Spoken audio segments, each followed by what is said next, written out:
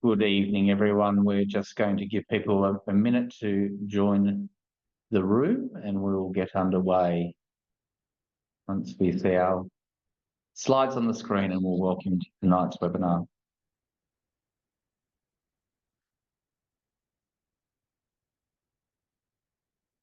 There we go. Excellent. Thank you. So good evening, everyone. We'd like to welcome you to this of our last of a series of webinars and face-to-face meetings in relation to the aged care reforms. And tonight is our up late edition on aged care reform explained. With myself, Craig Gear, the CEO of the Older Persons Advocacy Network. Patricia Sparrow, the CEO of Council on the Ageing Australia. And I'd like to start off by acknowledging that today we're coming to you from the lands of the Gadigal. They are the traditional owners of the lands that we're on today in Surrey Hills in New South Wales. And welcome, Patricia, to our office here on Gadigal land, and pay our respects to elders past, present, and any Aboriginal and Torres Strait Islander people that are joining us today. Welcome as well. We look forward to a really great discussion tonight, and would like to acknowledge the support of the Department of Health, Disability and Ageing in funding this project to get information out to older people, families and supporters in the community in relation to the Aged Care Act, which is starting on the 1st of November. And we'd also like to acknowledge the Minister for Aged Care in relation to that as well. Today, though, is not really about us. It's about you and you having the opportunity to ask questions. Pat, going to start us off. We're very close to the 1st of November, and I'm sure you've seen various media running today. And look, the reason that we wanted to do these forums is that we are concerned that there was a bit of an information gap emerging for the most important people in the reform, which is, of course, is you. These are important changes. There's many that we generally support. We'll take you through those changes tonight. We'll be clear about the ones where we are also continuing to advocate for change. But we want to make sure that you've got the information that you need. We are just explaining the reforms tonight to make sure that you've got the information you need as you or your loved one goes through the process now, which we know has already started for many people. So, look, establishing a new aged care system is never easy. There's a lot of issues with the current system. We realise the transition to the new aged care system from Saturday, it's going to be tricky. Yep. It's going to have some challenges, and it's going to take some time to transition into it. But we want to ensure over time, as two organisations that are really focused on the rights of older people, to make sure that this develops into a system that really is about what is aspirational, high quality care, respect and dignity for older people. And that's what we'll continue as organisations to work with the government to try and achieve. So it's not just aspirational words, but this legislation really does come to life and actually upholds the rights of older people. Which is really what we want to see happen. So look, we've got up to 2 hours tonight, which is quite a long time.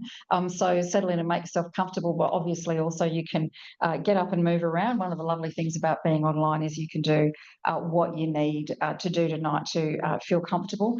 The recording of this will be available on our websites after the event, probably a couple of days, and we'll be capturing the questions that you're going to ask us tonight, either online or we might ask some of you to speak. But I'm going to hand over to our colleague Alana from Essential, who's been supporting this. She's going to explain to you how that part of the session will work, how you can ask questions, and we're going to ask you some questions and get some feedback from you. So Alana, over to you.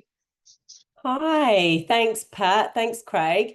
Like Pat said, we're really keen to make this an interactive and informative session. So we want to get your feedback and questions throughout the evening. To do that, we've got some Zoom polls that you'll see pop up on your screen. It should be relatively straightforward. I can see one's popped up there now. You simply click your answer and we will get fed through that information. If you're having any problems, we've already seen her in the chat. We've got Tamara on tech support. Just pop any questions you've got in the chat function, which you can see at the bottom, and she will do her best to help you out there. There's also at the bottom a Q&A function that you should be able to see at the bottom of the Zoom screen. Click on that and you'll be able to ask us questions as we go. And all of those questions will come through to Pat, Craig, and myself, and we'll be able to feed them into our discussions. Like Pat said, we do tend to get a lot of questions. We will do our very best to get around to them. If we don't, we will send you out that email with a link to the recording as well as a link to the Q&A. So it doesn't mean we haven't seen it, but we will get around to answering as many questions as we can. We're also, as Pat said, might be asking some people to ask their questions live tonight. If we do that, you'll get a little notification that asks you to turn your microphone off. Should be pretty straightforward, but we'll work through that as we go on tomorrow. I'll be around to help. So just as a little warm up, we've got a couple of questions to ask you at the start of the discussion. So first of all, as you can see on your screen, what best describes you?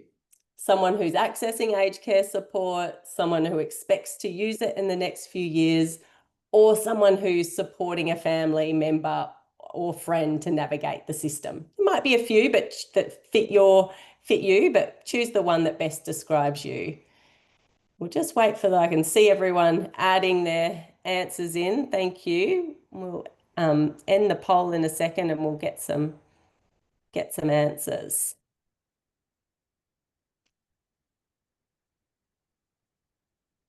Fantastic. I think we can probably end that now, Tamara. Thank you. And the answers should pop up on our screen. So lots of people, we thought this might be the case with tonight's up late or whatever Craig just called it session. Lots of people here supporting a family member or friend. So we'll keep that in mind as we go through the evenings. Thank you very much for that. The next question that we've got is your attitude to aged care.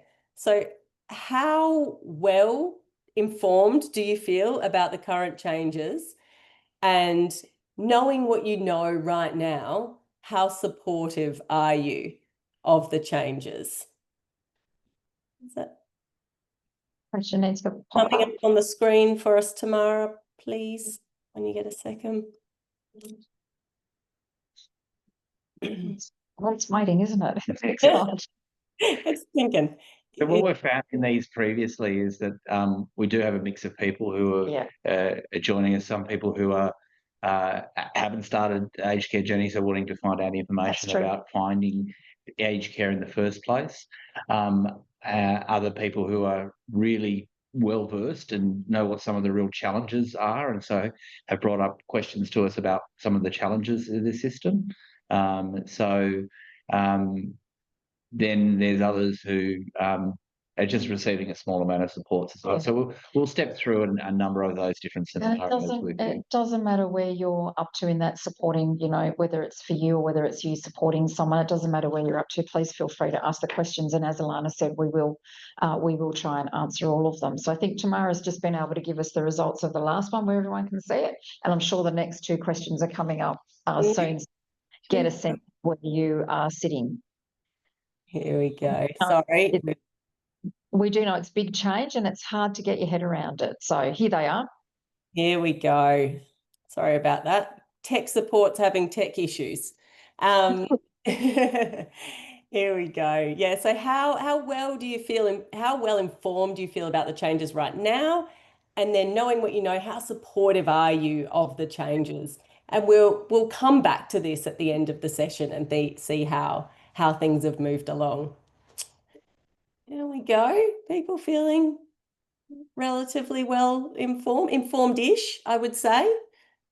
Love that word, informed-ish. Yeah, that's going in the dictionary. And we're hearing from people that there's, as independent organisations, we're hearing about some of the challenges that people have had at getting accurate information in a timely manner. And we have been pushing for more information, and we'll keep making sure that even after the Act starts this Saturday, that you continue to get information and information that's relevant to you in your individual circumstances as well. And to know that you can come to us as organisations, and we'll work through tonight others that you can talk to so that we understand what your experience is and continue to have those conversations too. So how does that look, Alana? We've got a real mix. I think everyone's sitting about mid-range, kind of informed, kind of supportive. So, yeah, real mix across the board. So let's see if we can change that, how informed people are feeling as we go along tonight. Yeah, that's kind of our job, is to increase that knowledge level. Absolutely our main focus. It's up to everybody then how they feel about the reforms, but we really do hope that at the end of the session today you feel better informed. Yeah.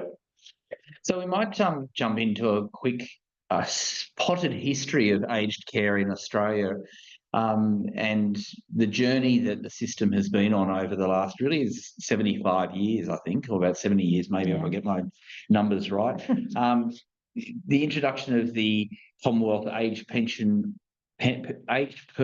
Home Act was back in 1954 in Menzies' days, and that was really about the first national intervention where we had government at the Commonwealth level putting out money to have not-for-profits or churches to build aged care homes so that they would be able to look after older people in a residential setting. Then in 85, under the Hawke government, we saw a shift to the first, I suppose, green shoots of care being provided in the community.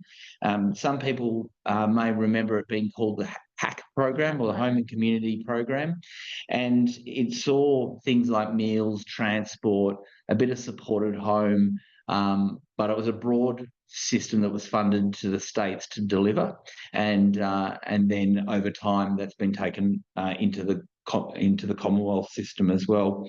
In 1987, and we have almost less than 48 hours or 24 hours left of this Aged Care Act to go, but the 1997 Aged Care Act, which was under the Howard government, was really about how providers were going to be funded, and it really talked about a framework which some people are hearing, thinking that this co-payment system is new. It has been around, but it was applied quite differently to different people over time. It did see an expansion of the role of the private sector, and that sort of market-driven model. The good things, I suppose, that was part of it, there was an accreditation system which was trying to increase quality in the system and assess those, but we are still sort of living under that 1997 Act for at least for another 24 hours. 2011, 2012 was the Living Longer, Living Better reforms, and I think COTA was really involved with those, weren't they, Pat? Absolutely they were, and one of the things that COTA really advocated for was around making sure that there was information for people. We ended up with the My Aged Care call centre. We would have preferred that to be in person so that you could go and talk to an actual person, but it has provided a place where people can go and get information. So they were important reforms. There were a range of other things in there, but it really did look across the system and created the new Commonwealth Home Support Program, etc. And it's also where the home care packages came in as well. So the current level 1 to 4 packages that people may be on at the moment who might be transitioning into supported home from Saturday, that's where that came about. It was much more focused on consumer choice and consumer direction. Very true. And it had more flexible funding, but also planning for the future workforce. Jump forward to 2018, and we saw some really horrific stories of abuse and neglect in aged care, and that led to the Aged Care Royal Commission, and it came down with its final report about 4.5 years ago, which is really brought a commitment by government to a new funding model, improved quality standards, mandatory care minutes in residential aged care, and the ability of really a star rating system to compare with, yes, some limitations to it, which we hope to improve.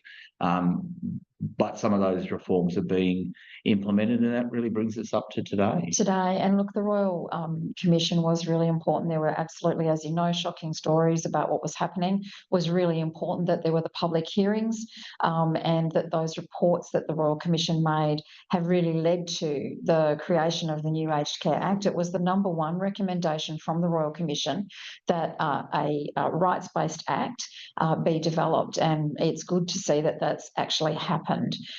So the Aged Care Act 2024 that will start on Saturday is the next step to a system that's actually focused on the most important person, the older person. So instead of the Act, as Craig was saying, was all about providers and government and their relationship, this is much more now taking a focus about the older person and how they relate to the government and to the provider. So it's a really important rights-based framework that's being introduced. There's a statement of rights and it shifts that focus, which is important. And this is one of the main things that both of our organisations actually really support, is having a rights-based approach to the delivery of aged care services. So that's one of the key things that's going to happen. But look, the changes are big and complicated. So the rights become the foundation for everything that we want to see happen, and with the way, the culture change that we want to see in the system. But it is going to change. Lots of things will change. And today we're going to drill down into that. Top level, the Aged Care Act talks about how you find care and puts you down a pathway of whether you're going to get supported home or residential care. But underpinning those is your rights, and also what we're going to talk about a little bit later today, an assumption that older people, guess what, can make their own decisions. Sometimes they need to be supported, but we've all made our decisions all through our life, some good, some bad, and it's an assumption that older people can make their decisions and sometimes need support. So we're going to take you through step by step. The Act actually passed on the 24th of November last year. It was going to be implemented from 1 July, but because things weren't 100% ready with government and with providers, we supported, both organisations supported a delay from 1st of November and to the 1st of November. One of the things we really wanted was to give more time to address individual information from aged care providers and the government to people. Some of that's happened. It probably hasn't happened in quite the way that we had envisaged, that everybody would have more information, but information has started to flow to people. There's lots of good things we're going to take you through. We don't agree with everything, and we appreciate, and I can see some of the comments coming through, and so I know I'm looking down, I can see some of your comments coming through about the challenges that people are having in getting information in terms of what providers are able to tell them. But if we look at it from a really big picture act, here are what the key changes are that you'll see. So there is a statement of rights. As I said, we've already talked a little bit about supported decision making. There is stronger accountability and more transparency being placed on providers, which is important, and we'll talk about what some of that looks like. Really importantly, one of the things both organisations argued for through this is that we have an independent complaints commissioner.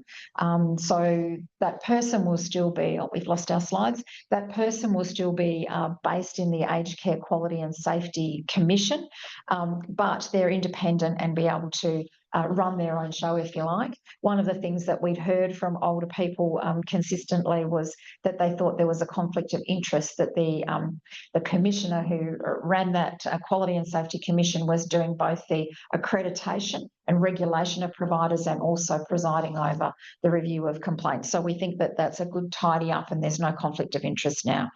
We've seen some changes to the design of aged care programs like Support at Home, which we will go through in more detail. Obviously, the other thing that I know has got a lot of attention, and Craig and I have both been out talking about it today, the changes to financial contributions for some people, particularly in Support at Home, which is where a lot of the change is actually occurring. They've tightened the eligibility requirements. Some people are saying they've lost audio. Apologise if there are some technical difficulties. We're working on them, and hopefully they'll be sorted really soon. I'll keep going without the slides. Hopefully they'll catch up, and I'll try and make sure you will get copies of the slides, but we'll keep going through it. So the eligibility requirements now are actually for, to be very clear, that aged care is designed for people who are over the age of 65, unless you happen to be an Aboriginal and Torres Strait Islander person or a person at risk of homelessness when you can access services from the age of 50. While, we don't want to see anybody go without support, a younger person with disability, for example, we do think that that's an appropriate way of looking at the system. There is a new single assessment process which has already started, and we'll talk about that. You will have heard there are a lot of people waiting to be assessed, and that's something that we're also advocating about to try and make sure that that comes down. We are seeing the times come down, but there needs to be some further improvement there. The quality standards have been strengthened, and this is really important because that applies to both residential care services and to supported home services, to try and make sure that they are the best services they can be. And they're very focused on rights. The number one standard there is about you and about your rights, but there's also new standards, for example, around food, and we'll take you through some of those in a more detailed. There are also new whistleblower protections to protect a family member or an older person who can see that something's going on, they're uncomfortable and want to report and we'll talk about that, but it is stronger to try and give people more protection. And there are also a code of conduct for workers and providers that they have to abide by, and we'll talk through some of that and some of the other regulations that there will be for older people, on providers to protect older people. It's a lot of change. It's a fundamental shift, but it is, what's really good about it is there is a much stronger focus on your rights and the support you need to be able to exercise them. Craig, do you want to take us through the two pathways at an overview level? Yeah, and just while you're doing that, I'll get you to see if we can get those slides back up through the team here. We're just going to take you through those two pathways, and we'll come back to how you find the aged care system in a bit, but we thought we'd give you a quick overview of the two types of systems and then maybe take some questions. So in a nutshell, I suppose once you've been assessed for your care, you'll be assessed to get care in your home or care in residential care. The supported home program, which starts on the 1st of November, as in this Saturday, it's going to have 8 levels of care. There are currently 4 levels of home care packages, and the maximum package, I think, taps out at around 64,000, something around about that. So the new level 8 classification for supported home will be up to $78,000. So it's a higher level of package, which we know some people have said they need more care and support in their homes as they're going forward. The other thing that's really I do like about this supported home is there's a restorative care pathway, and what that's about is that while you're receiving your regular supported home package, you might have the need for increased allied health services because you've had a fall or you've been unwell in hospital, and this will give you 12 to 16 weeks of additional support, which will be able to bring that care team in to support you to really honestly get back on your feet.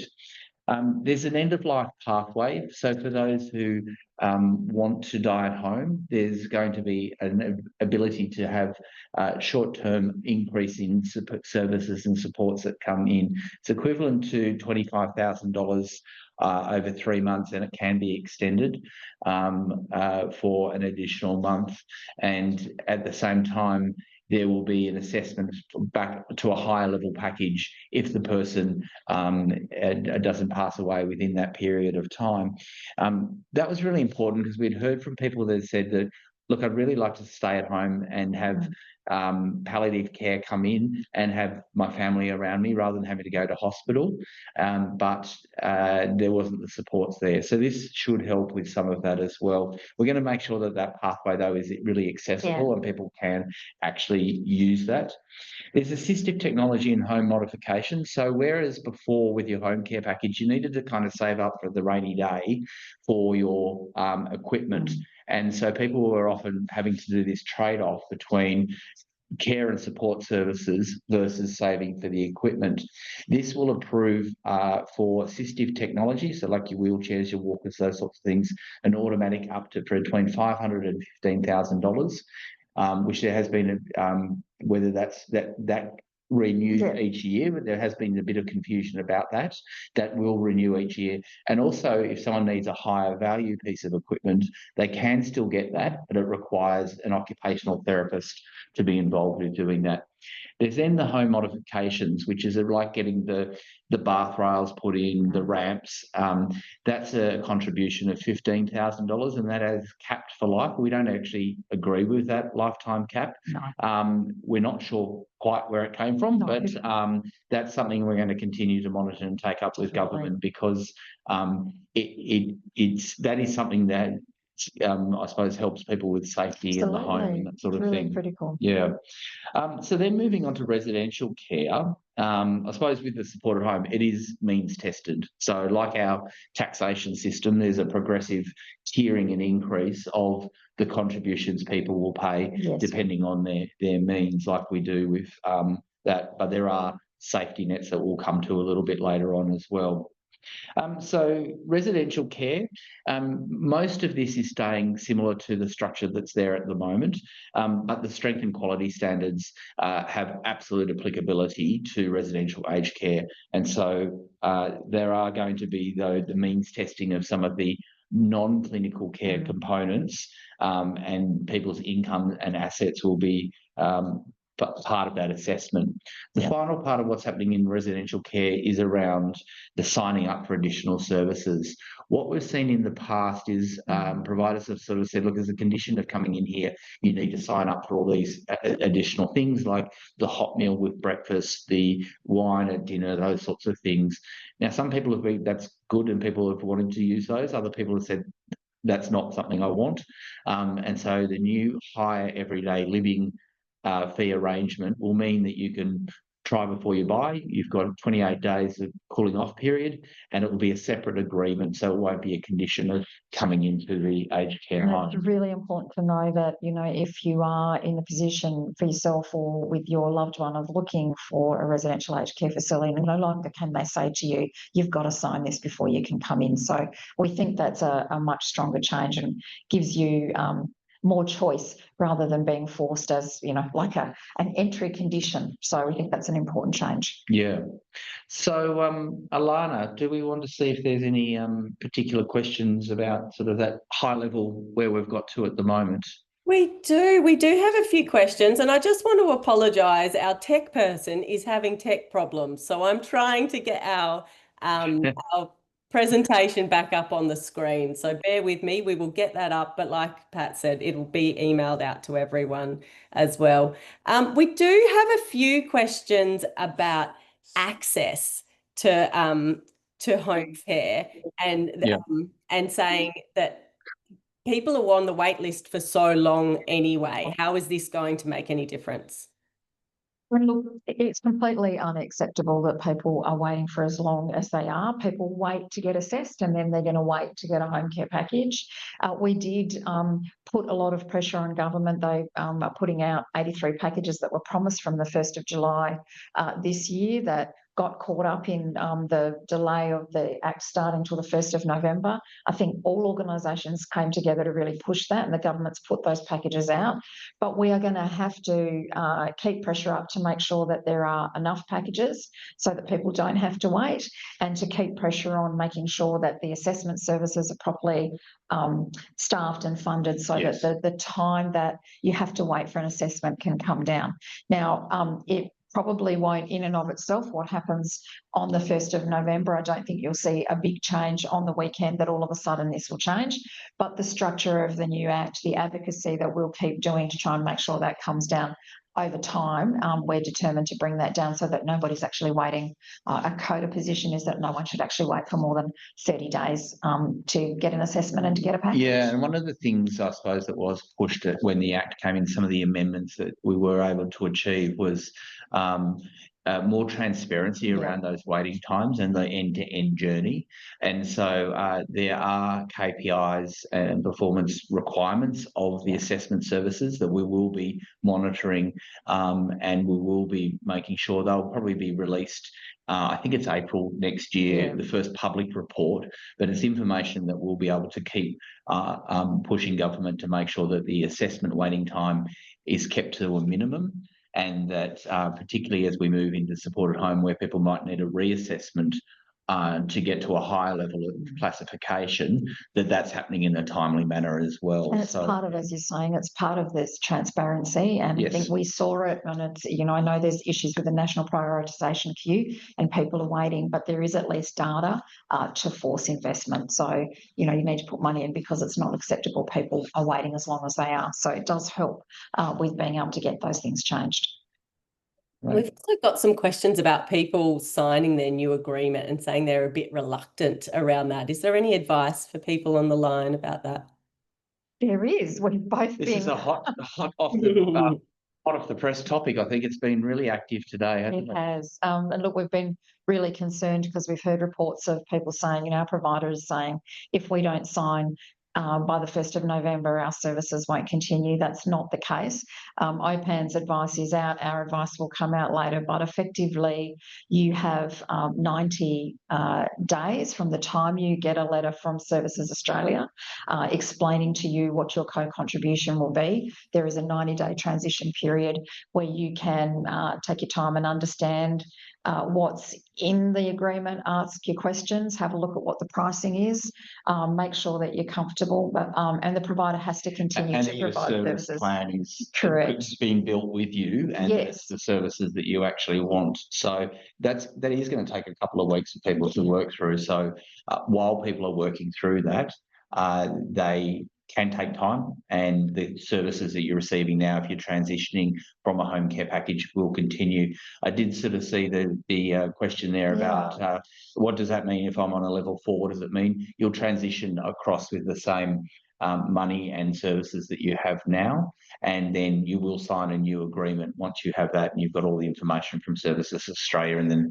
next few weeks. But there is a commitment that services will continue during this period of time. Yeah. So, the government is putting out advice to providers about that as well. So that should hopefully clear up and take one stress away from you in terms of this transition. Yeah.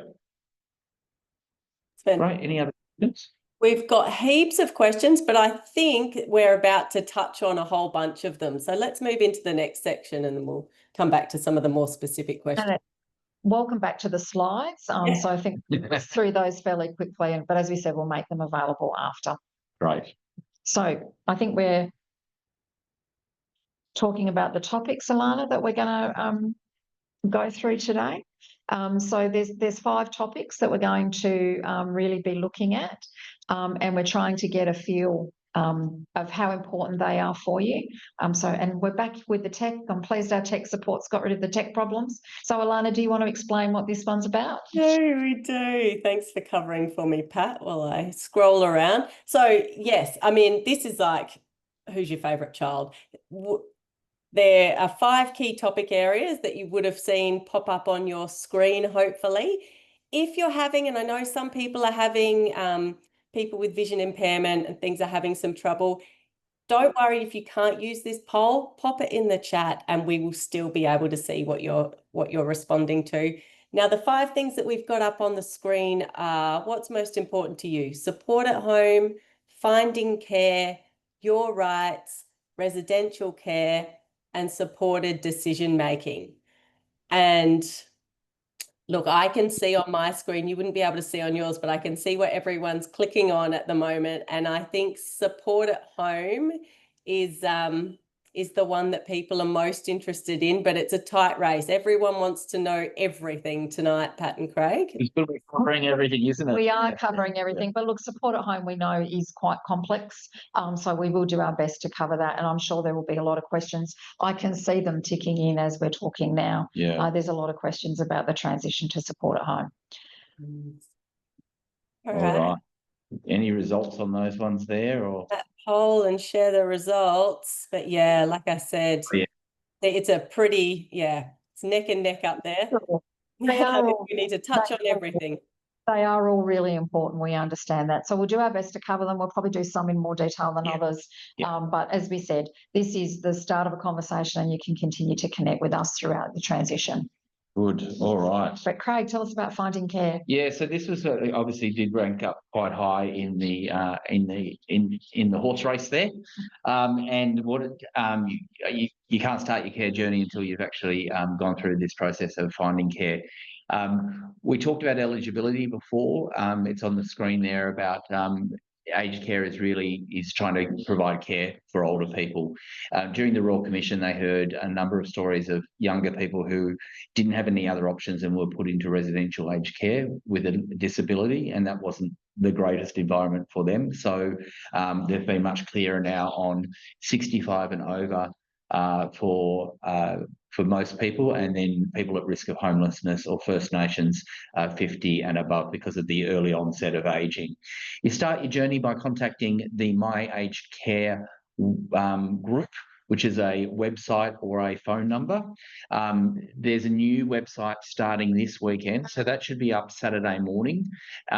My Aged Care are going to be open over the weekend between 8 a.m. and 8 p.m.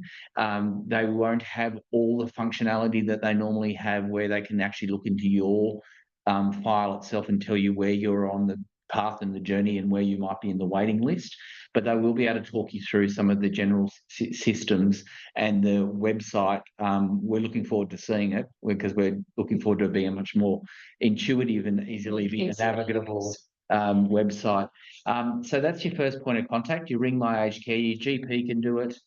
You can do it yourself online, or you can ring them and do it over the phone. You can also go to the Services Australia, to the aged care specialist officers who are in a number of the Centrelink centres, and they can help register you as well for it. Once you've done that, registered your details, and you've got through, yes, you're eligible for aged care, they will then book you in for an assessment service to come out and see you. We actually think it's really important that that assessment service sees you in your home, but the first thing they'll do is ring to have a chat to you and do what's kind of some screening questions to see how quickly they need to come out and see you. It's about 20 questions, and I suppose that's the thing about the phone, isn't it? Yeah. We do, this one is a phone call you need to take. And look, we are advocating with government too that there needs to be, you need to know a number that's going to call you back. We do a lot of work at COTA around scams, and older people generally, and lots of us in the community are being trained now not to answer a number that you don't know, and to try and verify who that is. So we are doing some work to try and make sure that you get a number so you know who's going to call you back, or that there is an easy way for you to verify that you're talking to the right people. So we want you to take the call, but know that we're also trying to make that easier for you so that you're not worried that you've been scammed. And we've asked them to do things like send letters out, send text messages, those sorts of things, so that you can have confidence, or ideally book a time in, or book a callback time so you know when they're going to call. So we know that waiting is really frustrating, and the waiting for the assessment, but also then waiting for your package. But once, say, you've had your assessment, and we only in rare situations should that be over the phone, so that it should be face to face, so that they can get a good understanding of your person, of you as an individual and your living environment, and who might be around to support or what might not happen. That in a number of our sessions, people have said, when should I start this?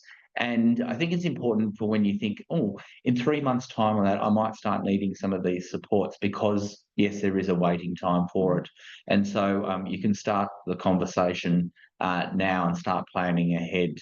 So once you've had that assessment, they'll say you either be eligible for the supported home program, or you might be also eligible for residential aged care, and they'll take you, sort of give you a letter which says, this is what you're eligible for. And you can just get registered. So that's what we're saying, really, isn't it? You don't have to then actively do anything, but you can be registered too, so that if you then have an issue and you might need services and you're feeling stressed, you're already in the system and they can help you more easily. And one thing I haven't mentioned yet is around the Commonwealth Home Support Program. So what's also referred to as CHSP. A number of people here might be on CHSP at the moment, which is those low-level supports that might be a bit of cleaning, a bit of gardening. That program is going to continue until at least mid-2027, and so some people might transfer across from that into the supported home program, and some people who just need that low-level supports to stay independent might continue on that program as well. And look, I did see a comment come in there about they ring 3 times, and if you don't answer, they close your file. That's one of the reasons we're trying to actually get some change in the way that they do that, so that you know they're going to call back and you're not dependent on hearing the call or something like that. You've got a time. So we're going to keep working on that.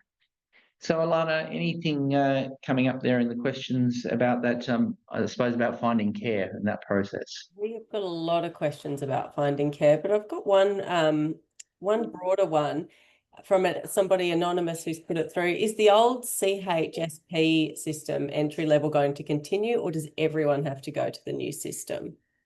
Yeah, so CHSP is continuing at least till mid-2027. There's around about 800,000 people on that system. So, and we think there's about 300,000 receiving home care packages at the moment. So to merge the two together all at once, I think is risky. But we also want to make sure that that new system and how that's brought in, or whether there needs to be something similar to that continue on. We want to work with government over the coming months to really design that, because there's some places where it's really important to have that local community-led approach, and maybe in a regional town or those sorts of things. And things like volunteer services that are offering social support, or Meals on Wheels, centre, Meals on Wheels. So we need to make sure that there is appropriate planning, and it doesn't all just be, in my view, it doesn't all just become the same as support at home. So the way that support at home is going to operate is still a discussion, and won't happen before 2027. So if you're on CHSP now, it will continue from next week as well. Yeah. It should have been, if you haven't registered with My Aged Care and have got that aged care number, they will be asking you to register, so they know that you're in the system as well, even if you're staying on CHSP. Yeah. And what about the assessment? Somebody has asked, who does the assessments, and how does that work? Are they health professionals?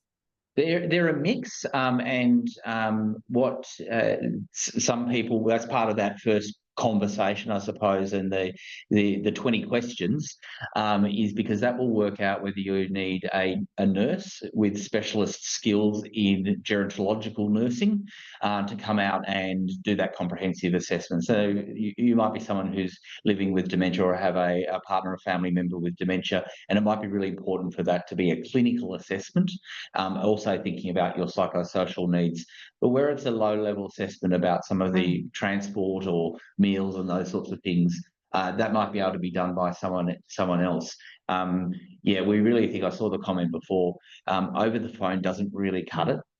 Sometimes you can do it like this with a video conference, that may work, but it's nothing like being there in person and actually having a conversation, and an honest conversation about what you really need. I know sometimes people don't want to speak up and say, I need help with because the shelves are too high, or I'm worried about doing the mopping now because I might slip and fall.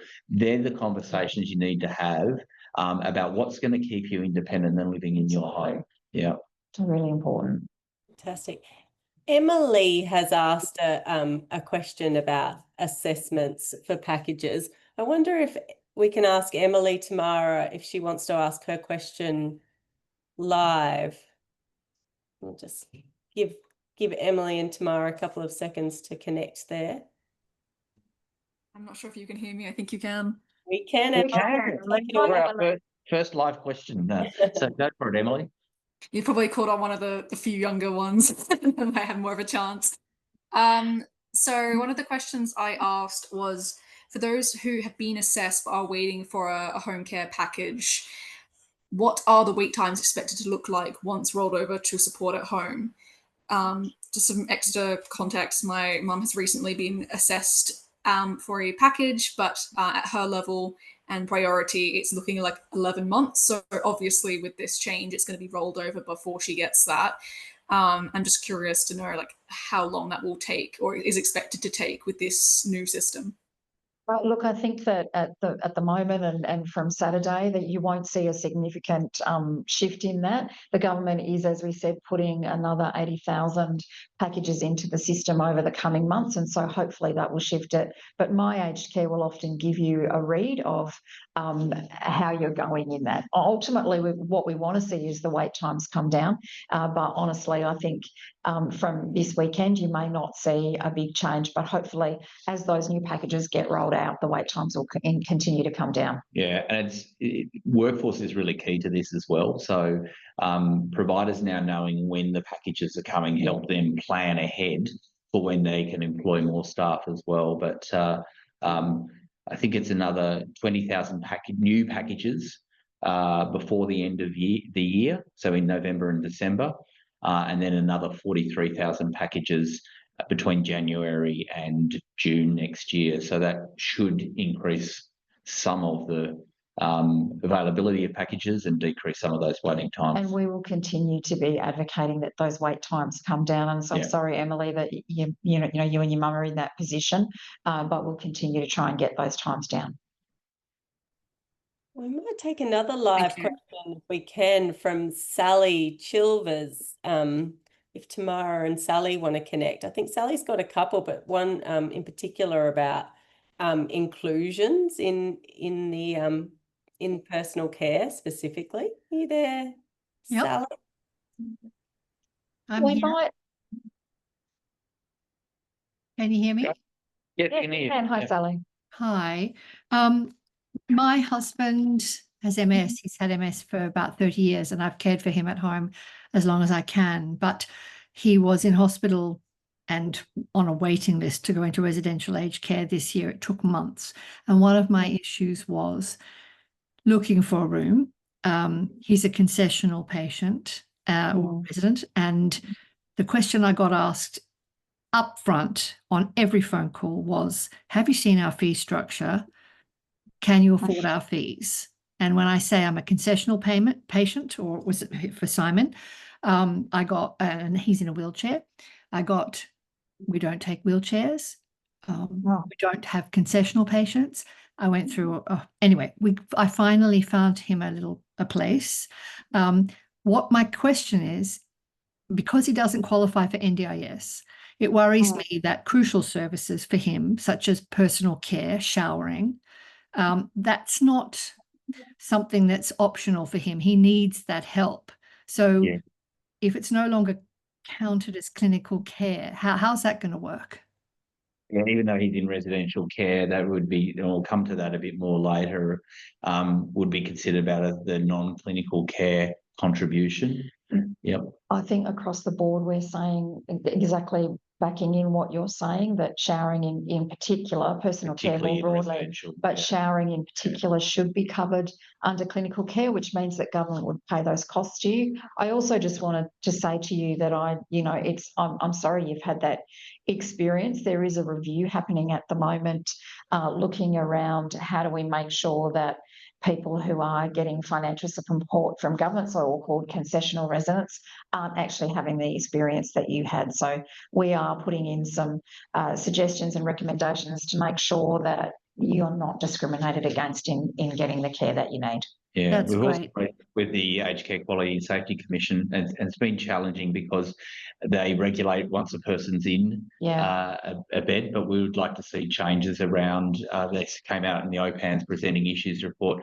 Similar experience to you, Sally. Someone I think had applied 21 times for a bed, and ridiculous. We think that's unacceptable. Completely unacceptable. I was told to write to you, Craig, actually, and I haven't had a chance yet, but I will, because I'll set out in detail exactly what our experience was. It was so discriminatory. It was outrageous. I had social workers and the hospitals trying to help me, and they wouldn't even give us tours. So look, we will do our best to keep that issue being raised, and hopefully we'll get some sensible recommendations and outcomes from the review. Thank you. There were plenty of beds. We just couldn't afford one. And thanks for sharing that experience tonight, because we can both take that forward in the conversations that we're having. And our submissions about the consultation review. Absolutely. Terrific. Thank you. Right. So, anything else, Alana, there? I think let's move on to the next section, Pat and Craig, and there's a few. Okay. Yeah. So we are going to talk about support at home, and this is the one that's garnering lots of attention at the moment, and that you would be hearing a lot about, and many of you will be going through the transition process. So we know that, let's say you've been assessed for support at home, which is exactly where some of you already are, some of you are waiting. But for those of you who are already receiving a home care package, or your family member is, you will transition across to the new support at home program. There'll be some magic behind the scenes. I don't know, I can tell you exactly how it happens, but the department and the government will actually transition you across into the same sort of level of package in the new 8 range from the 4 range. It's really important to know that you'll maintain the same level of funding. If you've got unspent funds from your package, they stay with you, they travel with you, and you can spend them. And there's no time frame on, you have to spend them in the next 2 months. You can spend them as you need to over time. There's no time frame on that. What will happen, and I think that's what the media has been focused on today, the government's guaranteed that you won't be asked to pay more in your co-contribution for the services that you receive, but providers have been adjusting their pricing, and so there may be some instances where people will actually potentially not receive the same level of service because the higher I've been price talking about your purchasing power. Has been reduced because of the price increases. And we can talk a little bit more. We can talk more about that, but I thought it might be useful to actually explain also how the budget works a little bit. If we can bring up the next slide. So with your budget, so you'll be paying the same co-contribution. You'll transition over. 10% of the budget that you have will be allocated towards care management. It can't be used for other services. Now, providers can pool that, which isn't something that we love, but they can pool it. Now, the importance of care management is that's the person that you're going to be able to talk to about changing needs, things that you might need, and they should be in regular contact with you.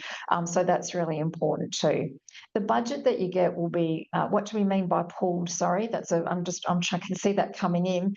The providers will have 10% of the budget from everybody, and they will pool those funds to make sure that they can give everybody some care management support rather than it being just for you. As I said, I don't particularly like that approach. Yeah, I think what the idea was that some people need a lot and some people need more, and so that they could look across and they could fund a team of care managers. It could be, again, like the assessment team, some clinical, some nurses, some others who are doing more of the care planning coordination, and that some months you might need a lot, so that they can flex up during that time. And then other people might not just need that check-in once a month. I think it's absolutely, though, that they have to give you at least one contact per month. Yes, and I think that's the thing to be for all of us to be monitoring, that you're getting the level of contact that you need. As the budgets will be quarterly and they'll align to your package level. So if you're on a package level 1, it's 2,750,000 a month, and up to level 8 will be 19,500 per quarter. So I said month per quarter. I am up late, aren't I? Because I'm messing my words up. The costs that you'll see for the services are a little bit different from what you may have already seen. So the costs are inclusive.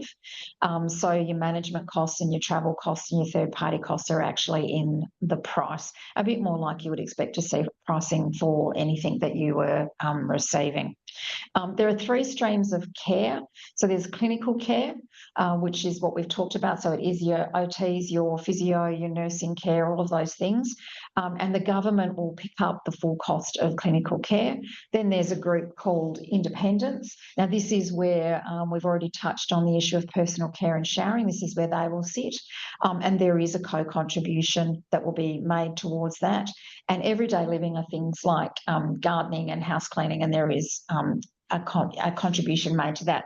If we go to the next slide, you can see what that looks like. The way that it will be done, as we're saying, it's based on your means, and you'll see there that there's a percentage if you're a full pensioner.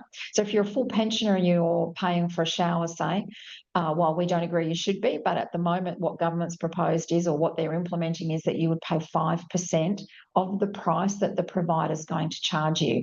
So unfortunately tonight we can't say to you that'll be, you know, $10, because all the providers will be setting their own fees, and this is where we think people are finding it difficult to know exactly what's going to happen. Ideally what would have happened is that the Independent Hospital and Aged Care Pricing Authority would have set a cap that providers couldn't charge more from. That's now not coming until the 1st of July 2026. So hopefully that will clarify it for people. But at this stage, the providers will come to you to talk about the service agreement. We've touched on that, and they'll show you what their prices are and talk you through that. If you're getting a full pensioner and you're getting domestic or gardening, it'll be 17.5% that you'll be asked to pay. Now, for people who are part pensioners and not quite fully self-funded retiree, there are steps within that of what you can be asked to pay based on your means, which is good because it will reflect your situation more closely, but is also difficult because until you get a letter from Services Australia, you might not be able to know exactly what you're going to pay. The government has made a fee estimator available on My Aged Care, so you can go on and try that and see. But Services Australia will write to you and tell you that within that, as again, you don't pay anything for clinical, but if you're getting a showering, you'll pay somewhere between 5 and 50% of the price that's being charged by the provider. And it'll be Services Australia that'll be able to tell you that's, 7% or it's 40%. And then it ranges between 17.5% to 80% for those everyday living services. It's important that the Commonwealth Seniors Healthcare Card was included in this, and that's something that we think is important, that those people are in this group. We're trying to make sure that it was fair and that there wasn't a huge drop-off from being a part pensioner to a fully self-funded retiree. So people might have received a letter from the Departments of Health and Aged Care a few weeks ago, in the last month or so, which would have given some indication where they thought you were sitting, which group you were sitting in. The more definitive Services Australia letter, that should be coming out in the next couple of weeks. That's right. So after the 1st of November. And then for self-funded retirees, you can see the rate there. One of the really important things that I think has got missed in some of the conversation is that there is a lifetime cap on those means-tested care fees that you can be asked to pay. So it's a lifetime cap of $130,000 on today's rate. And it actually starts when you are getting support at home, but it follows you through to residential care. So the idea is that no one would be asked to pay more than $130,000 in the means-tested care fees. So that's a lot for some people, but it is a protection that over your lifetime you're not going to be asked to pay more than that. So I'm sure there'll be questions. I'm sure there'll be questions about that, but perhaps we'll go to the next slide, which just deals with, I've probably already covered it a little bit, about future pricing. So as we said, the support at home, the Independent Health and Aged Care Pricing Authority will actually set a cap from 1 July 2026 across the different services, and providers won't be able to charge more than that. Now, on your pricing, if you're uncomfortable with the pricing when you are having your conversation about the service agreement and you think, why has the price gone up that much? And I think there was a couple of examples in the chat. People saying podiatry's gone up to $320 when it was $80 before. That seems strange. It does. And so what you can do, and this is one of the things that we said, there has to be some protection for people in this interim period. You can go to the Aged Care Quality and Safety Commission and say that you don't think the fees are reasonable, and they'll be required to investigate whether the fees are reasonable or not. This is designed to stop if there is, pure gouging and just whacking the fees up. So you can do that. The other thing you can do is you can apply to be reassessed. Now, we've already talked about some of the challenges with people waiting, but you can actually ask for a reassessment, so that if you are in that situation where you're not going to be paying more for your co-contribution, but you are finding you're going to get less services, you can apply for a reassessment to see if you can get into a higher level package, because we don't want people to have to lose services or not get the services they need. And this is a point that we will both be advocating strongly for. It's also important to know, as you look at this, that you can change your providers at any time. And I know that's a lot of work for people, but you can. And they can't charge you an entry or an exit fee. And some providers used to do that, and under the new system, they won't be able to. to. So if you want to compare, which is why that 90 days is important, you might say, I don't like the look of those prices, I want to find out what other people are charging. You can do that. And if you decide to leave, there's no exit fee that they can charge you. Now, also importantly, if you really are having difficulty, you can apply for what's called financial hardship assistance. I know the language is not nice, but it really means if you can't afford it and it's causing you hardship in that sense, you can apply for assistance. And when you do that, you can have your fees either reduced or waived. That happens through Services Australia, and you'll see on the slide there that there's an aged care line you can ring. They've done some work. If any of you have applied for it before, you'll know it's quite a complex form that you need to fill out, quite a lot of information you need to provide. They have been trying, Services Australia have tried to streamline that. And actually, it's one of the services that you provide at the Older Persons Advocacy Network, don't you, in terms of supporting people? Yeah, so I mean, where people are sort of having this challenge of sort of understanding the system, or maybe with the prices of your service agreement, we've got a network of 9 organisations across the country, and there's about 200 and something advocates that are there. They're independent of the provider, independent of government. We do receive government funding, but that means because we don't think anyone should have to pay for advocacy services to get your rights upheld. But they're really good at sort of stepping you through the process, having a look at service agreements, looking at the pricing, and we've got some financial advocates who are those specialists in those areas. So you can get them on 1800 700 600, and they can help you in that process through there. And those specialist aged care services officers at Services Australia can also really help you too, and really help simplify, the complexity of the financial arrangements. So you've got a couple of options there to get support. And look, I think I can see that there's lots of questions that are coming in. So Alana, we might go back to you to get some questions live and see what's come in that we can hopefully help with. Yeah, we do have lots of questions. One, quite a few about services and choosing the services. Linda with a Y, Lynda. Linda and Tamara, do you want to hook up, and Linda might be able to ask her question about that? You got Linda? Otherwise I might. Yeah, can you hear me? There you are. Go for it, Linda. Right, now Dad at the moment is on CHSP. He has been on my aged care waiting list and has knocked back the first level, but I can see that he's going to need to move across to my aged care quite soon. So will he be able to keep the same providers that he's had under CHSP? If they provide supported home packages, then yes, he should be able to do that.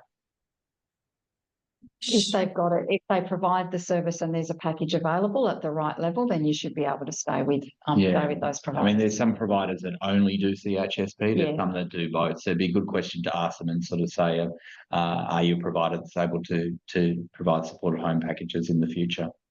Right, but if CHSP is going to peter out in the middle of 27, I think you said. It won't disappear. They're looking at how it becomes part of the supported home program. So there'll still be services available that would have been available under CHSP, but they'll come in under the supported home program. Right, because when you think about it, someone like Dad, who's had the same people for quite a few years now, is very comfortable with them coming into his home and providing this service. So as he ages, to go through that change is quite traumatic. Yeah, I hear that a lot, because this is what aged care is about a relationship and people. And so one of the options may be, someone did ask, can you self-manage your package? You can still do that under the new system, and that means you might be able to engage that provider or those people directly, but have someone else managing the package, but you self-managing the process in there, and that could be a possible option. There should be some information on the department's website about self-management. Right, but just a quick one. If we self-manage, but the current providers through CHSP don't I can't self-manage them if they don't provide that particular service through my aged care. Yeah.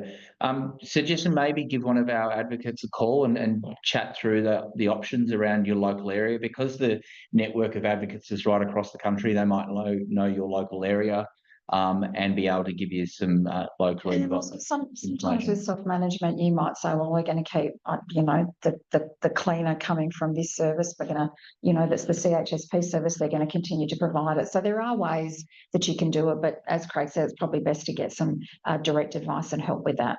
Yeah, and I think like everybody else, it took a long time and a lot of work to get the providers, anybody to have the capacity to provide. So it's not as easy as that. Thank you very much. Thanks. No. Yeah, people, we want to maintain in this new system that choice and control. I think that's the thing. We don't want to lose that from the system. So we do appreciate that. I mean, the government has designed the reforms, and I'll say again, we're explaining to you what government policy is, and we're trying to draw out the things that we don't agree with, that we think further work is needed. But they have designed them with the intention of trying to make sure that people don't have to wait so long and that you can get services more often. I just tonight don't want to say to you that from Saturday these things are going to change, because we know it's going to take longer. We know that it's not good enough with people waiting and how difficult it is to get the services that you need, but the reforms have been designed to try and improve that, but it's not going to change overnight and it's going to take time. Any other questions, Alana? Yeah, so we've had one come through the email that, bear with me, it's a couple of sentences long. Under support at home, is it fair or allowed for a provider to charge an older person based on their own higher price list instead of the actual lower cost on the invoice from the service provider, like a podiatrist or a meal company? Yeah. In other words, can they keep the difference between paid? So I'm assuming this might be where self-management comes in. If what they've negotiated under their self-management is a lower rate, I think the maximum they can add is 10% onto that, not if they were fully managing that person's that seems right. But I think if you're at all concerned that the price is is more than the 10%, then I think you should raise it with the Quality and Safety Commission. Yeah. Patricia, I think you touched on it, but there's quite a few questions about it, so I think it's worth going back to. What happens if people feel they can't afford the services, pensioners? Yeah, if you really feel that you can't afford the services and you're struggling, then the thing to do is to apply for assistance through Services Australia. Services Australia can then do an assessment. You do need to go through. There is some paperwork to fill out that looks at what your expenses are, but they can then waive or reduce your fee. So they can waive the fee completely or reduce it. So if you feel that you are struggling and you can't afford it, that's the best thing to do. We want to make sure that the system, in our advocacy, will be watching that. We don't want to see more and more people being forced into a position where they're making difficult decisions, or they can't afford their services, or going without. So we'll be monitoring that. But as an individual, the best thing you can do is apply for financial hardship assistance. So one of the things that, the form looks long, but one of the things that has changed is they used to ask for you to provide evidence of every expense you've had for the last 3 to 6 months. So your pharmacy receipts and those sorts of things, they're not doing that anymore. So if you were a pensioner that might be having rental assistance and you put your average of what you spend on shopping per week, they now are required to trust that and to take it on face value. So that should make it much easier for people to complete the application form. It still looks long, but there should be a much more easier way to do that. In the future, we'd like to see it to be automated. Yeah, and look, we'll continue to, as I said, we want to make sure, or our role will be to be raising these issues and making sure that people can get services. So we'll continue to monitor and raise these issues. And for those that don't feel there's enough in their package, they're kind of capped out at the top, or they don't have that purchasing power, that's the time to ask the care partner, the care management person, or to ring My Aged Care and ask for a reassessment. That may have touched on our next question. Petra, Tamara and Petra, if you want to link up and ask us, I think you've got a couple of questions in here, Petra, but I think they're all along a similar vein. Can we? Okay. Can you hear me? Yeah, Petra. go for it. Okay. No, it was basically one question. Like, I'm on level 1, have been assessed for level 2, waiting for the funds to come through. And my assessor also gave me a referral code for an occupational therapist, which has approved me for a stair lift. And I just had a phone call from her today. There are problems with the funding. She doesn't see where the funds are coming from. Because I don't have funds, like I just scrape through on my level fund with the services I have. I have no, how can I say, accumulated funds for expenses like that, which is hard on level 1 anyway. And I don't like, there's not much more because of the increases, the price increases of the provider. There's not much room for additional services on level 2. And yeah, so like she was not quite clear. I said it should come for the home modifications outside the package, but she could not answer that question. And I have an appointment on Monday with my care partner, and I wish to discuss that, but I would like to be clear on the situation, because really my experience is nobody really knows what's going on. Yeah, so it should come out of the home modifications, which is that capped amount of 15,000 contributing to that. But we don't know, I suppose, whether that will be adequate for that. But you should be approved for that automatically coming in from next week to be eligible for that. So Yeah, through that. Yeah, but who will approve that? It should be automatically approved if the OT has already done that assessment as part of the process, and so you should be made eligible for home modifications through My Aged Care. Next week, when the system's back up and running again, because they are changing over the computer systems over the weekend, they'll tell you these are the services you're approved for, and your provider will be able to tell you next week as well. Okay, so yeah, it's just she did not know, and I said we'll wait until Saturday, and then it will all change. Well done, Petra. Yeah. Right. Yeah, but the systems will be up and running next week. The computer systems are live from Monday onwards. That will be able to tell you which of the different categories you've been approved for. Yeah, because she is under the impression that I am too fit for that. Because she said there are tiers, like you're either approved for 500 or for 2,000 or like for $10,000. And I said, well, under the new system, it's a lifetime limit. And if I spend it tomorrow, then that's it. Well, see how you go on Monday. It might be that you need to contact OPAN after that, but I sent a letter, like through the website. I sent that today to OPAN. Yeah, great, good. Yeah, because I'm proactive. Yeah, sounds like you managed it very well, and you knew what was coming. So well done to you. Yeah, and hopefully that gets resolved next week. But we should possibly move on, Alan. I think so. Yeah, let's go on to the next section, which I think is you, Craig. On residential aged care.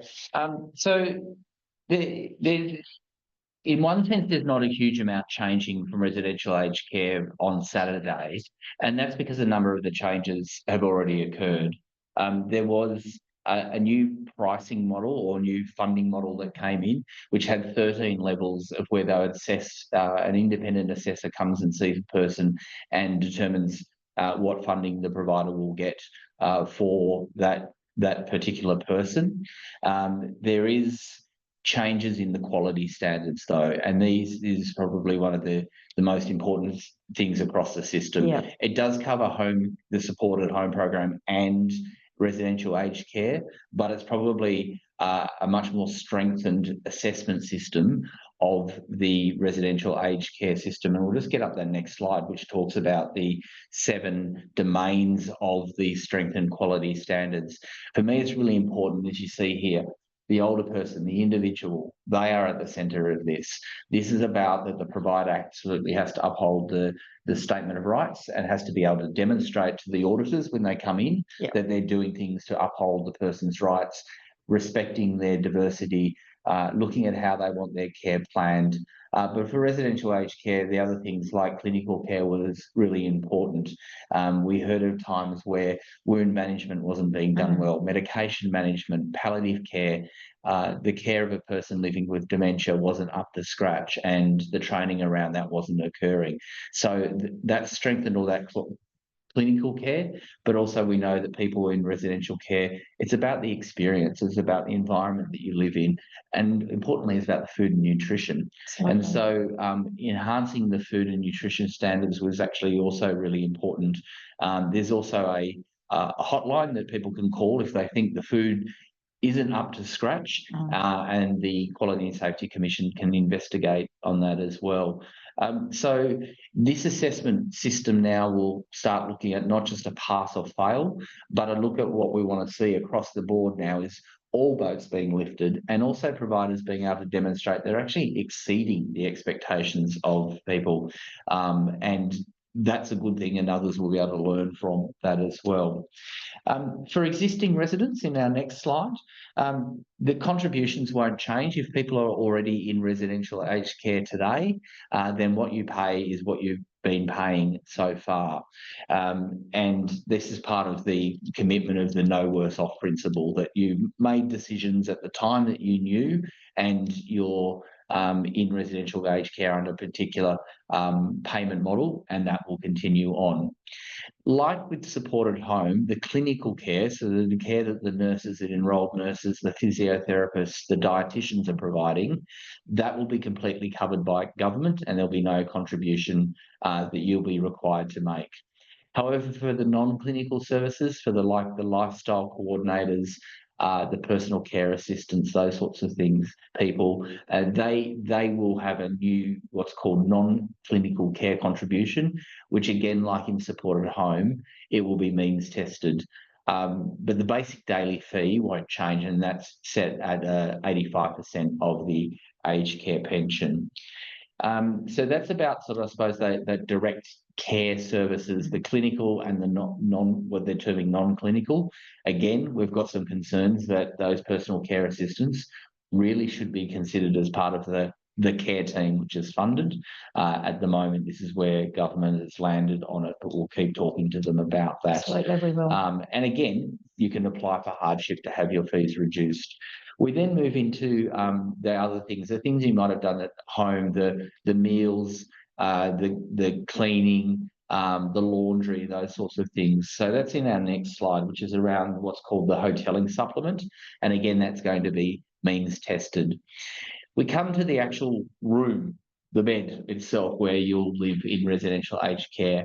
And there's 2 ways of paying for it. This first part, I heard you describe, it's like leasing the room, isn't it, Pat? So the refundable accommodation deposit, in January this year, they were allowed to increase that from a maximum deposit of $500,000 up to $750,000. So this is a deposit that they hold, and then when you leave residential care, or you die or move back home, that money goes back to you or to your estate.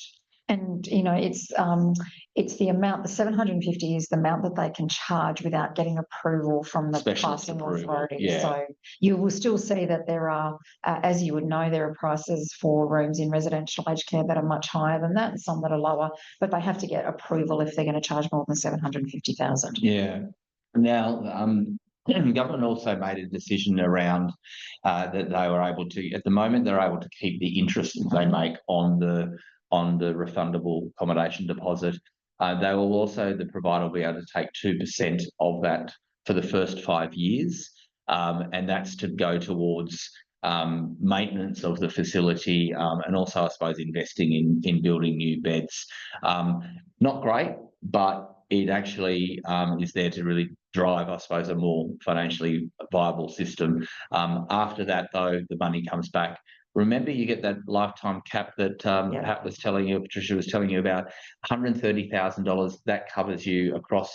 That's on your non-clinical and hotelling supplements. Those means tested costs. Those means tested costs is contributing to that as well. So the other way that you can pay for the room is the daily accommodation payment, and this is like renting the room. That goes up on the 20th of March and 20th of September each year, in line with the CPI. That will be a daily sort of payment. It will daily rate that will be then charged maybe each month or something like that.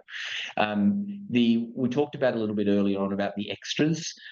This isn't about just getting the standard of care. This is about things above and beyond that. So it might be the Foxtel, the internet.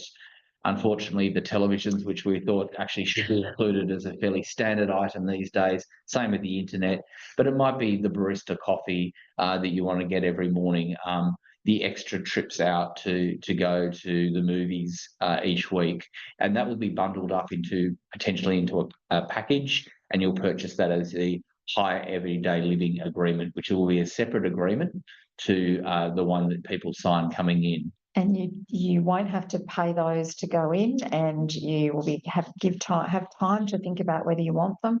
The other thing about the bundle is the individual services that they offer have to be priced, so you know what the prices are for individual services. They can then still be bundled, and you might decide that even though you can't use all of the things in the bundle, the ones that you want will still be cheaper in a bundle, or you can buy them separately. So I got a question on radio today about the providers were making people change into these new agreements. The providers have 12 months to switch people over to what the current agreements are into these new agreements. The reason why we pushed for this was people were being charged for things that they just couldn't use, didn't use, that sort of thing. Didn't want. Yep. And it was kind of, oh, this is a condition of entry. So that's why it's changing, but people have the 12 months. You can ask ahead of time, ahead of the 12 months, to change into this. If you think it's a better offer, go for it. But the providers will need to have changed over by 12 months' time. And look, I did see a question come up there about, if I'm already in residential care, will I have to pay the retention? The answer is no. No. Those are only charges that come in from people that come in from Saturday. Coming from Saturday, completely new into the system. Yeah. So, Alana, any questions on residential aged care? We do. We've got one from Vivian around staffing in residential care, and are they mandating an increase to staffing in resi?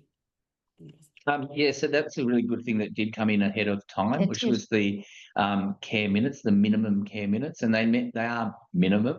They should. We want to see everyone meeting that benchmark and hopefully exceeding it. And there was a mix of direct of care hours or care minutes, and then also the nursing minutes that should be, so from a registered nurse or an enrolled nurse as part of that as well. And there is also a requirement now for nursing homes to have nurses on deck 24/7.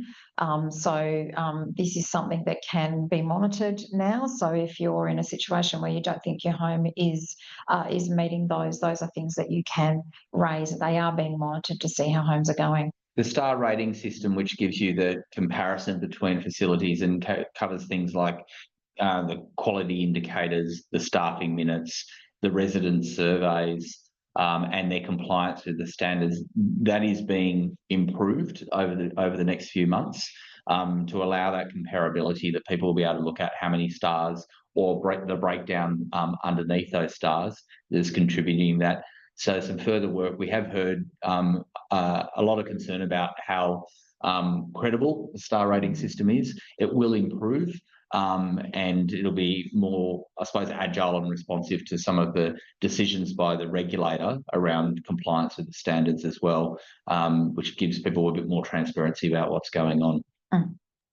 We've got a question from Richard Affinado on residential care. Richard, are you there? Yes.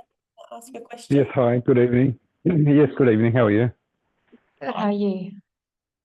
Yeah, so my question, so it was more around those additional fees. So I think you've covered that actually. So basically, it sounds like it's not a mandatory thing, and because I found when I was searching for a home for Dad, a lot of residential care facilities were basically saying you have to pay an extra $25 or an extra $40 a day, and it's just ridiculous. And look, that's why we've argued that case really strongly, and that's why the system has changed.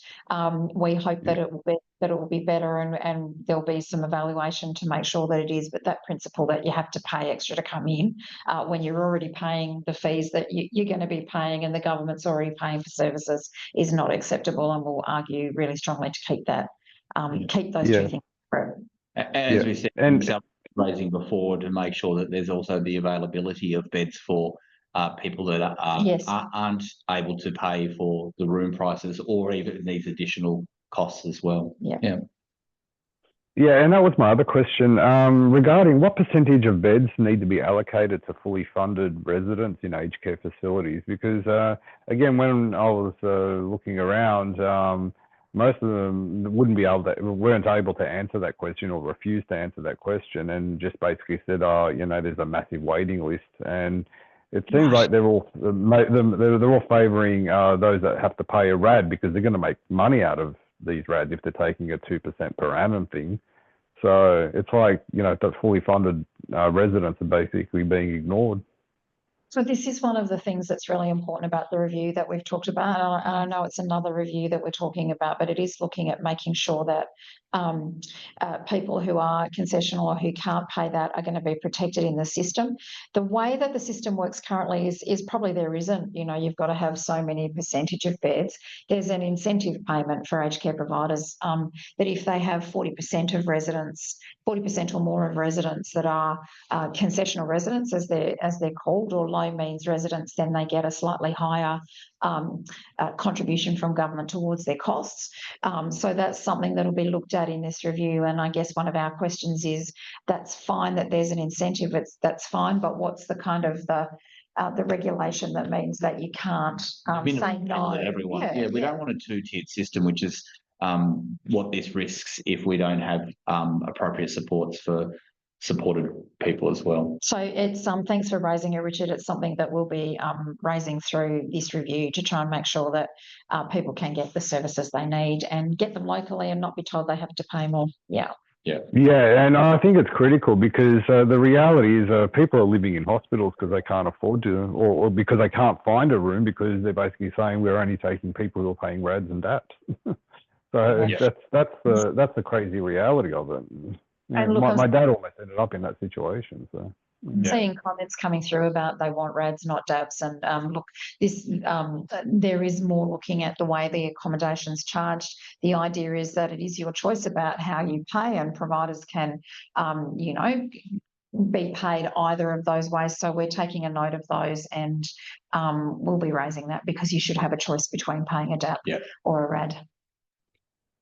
Pat and Craig, a few people have told us that they're dialing in from rural or regional areas, and that accessing residential care there is particularly tough. Yeah, look, unfortunately, it is.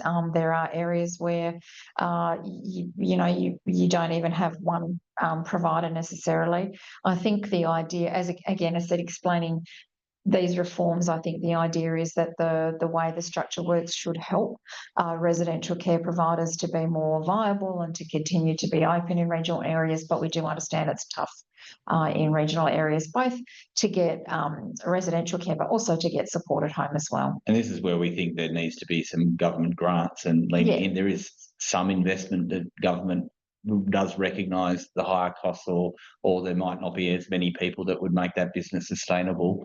We want to make sure that aged care is available to anyone where they are. Absolutely. And look, in some states, it might be a state government service that's offered in a regional area, or it might be what's called, or what used to be called, multi-purpose services. That's a combination of the hospital, but we know that there's a lot more work to be done to make sure that our friends and family in regional areas can get access to services. Yeah. We've got heaps more comments, as you can all see, but maybe we should move on to the next area, Pat. Yeah, and look, this really is about particularly around complaints and whistleblowers, because it's really important that we get this right, because we've got to make sure that the system has integrity. Under the old previous system, people used to tell us all the time that they didn't really feel that when they made a complaint that it was really listening. I had the experience with my mother who had a bad experience in respite care, that it felt very much like a ticker box exercise.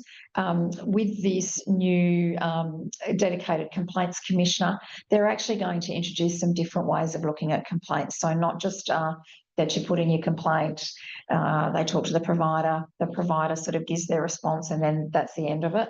They are talking about having restorative pathways. They are talking about giving people much clearer, when I say they are talking about, they are going to provide information about what the process is when you make a complaint, what you can expect, how many days it will be before you hear back from them.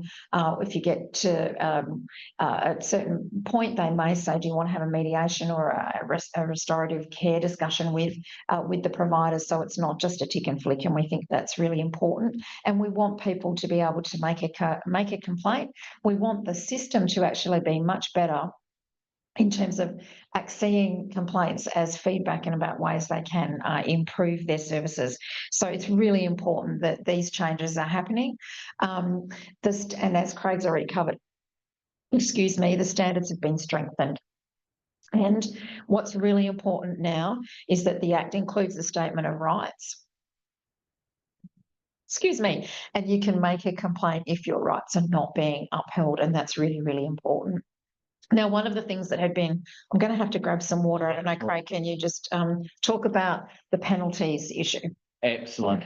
So while Patricia leans over to get her glass of water there is increased penalties in the system. There was a push for criminal penalties as well as what's called civil penalties or fines. The government made a decision in the end to just keep it at civil penalties in line with what happens in the NDIS. But they are quite significant fines that can be provided when people breach what's their statutory duty of care. That's now a legislated duty of care of the owners, of the managers, of the staff as well, which links also to the code of conduct.